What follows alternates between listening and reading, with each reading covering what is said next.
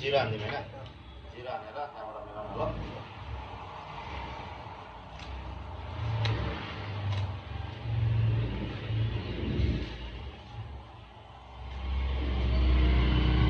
उयोमा राख्दा कस्तो हुन्छ हौ त्यो लामो कपाल राख्छ नि यो टक्कलेर यस्तो होला यो तपाईँको फेरि पछाडि सानो भयो नि त यो चाहिँ काट्दा हुन्छ कि तर पछाडिको अलिक लामो हुनुपर्छ कि त